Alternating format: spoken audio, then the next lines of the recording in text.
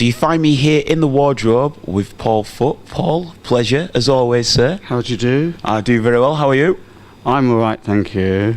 This is a working show, is that correct? How do you grasp it? How do you explain it? It's a preview. A preview. Tonight is a preview. A preview means that I still give a 100% performance, but people pay less. Based on that as well, shows that you have done in the past.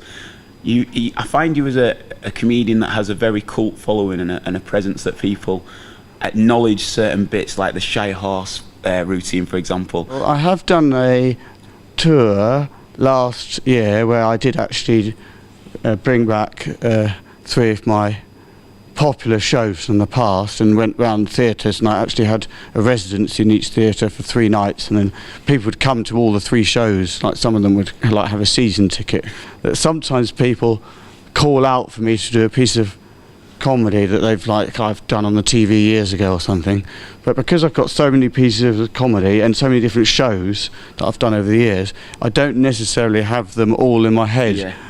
All at the same time. When I wrote it, I created it, but people who like have watched it recently on YouTube and things, they would know it better than I do. Could that be maybe a new area to go into, like audience does Paul Foote and you get them up to do your routine? I had a question and answer session at the end of my show, and then someone said, "Oh, what are your views on food allergies?" Then I had to go into the food allergy piece of humour. It's weird, I create these sort of babies and then I forget about. I'm a bit like I see myself as being a bit like a foster mother, but like very uncaring. A foster child comes up to me like in a cafe like 5 years later. "Oh, do you remember me? Oh, I love you, mummy. You fostered me." "Yeah, I can't remember who you are. Get away." How do you feel the link between going to see live comedy and watching it at home? YouTube has been great for me. Like, when I started comedy 20 years ago, there was no YouTube, and then YouTube came along, and it was brilliant because then people could watch it, and the people who didn't like it didn't come, so that was great.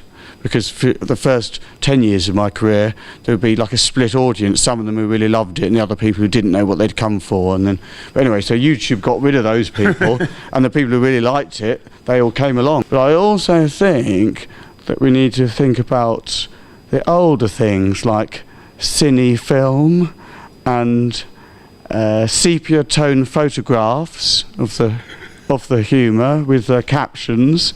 And also reel to reel. I mean, I think I'm going to bring out I've got a CD and a DVD that I'm bringing out, and I think I'm going to bring out a gramophone record because they're quite in, you know, aren't they? They're back in. Yeah.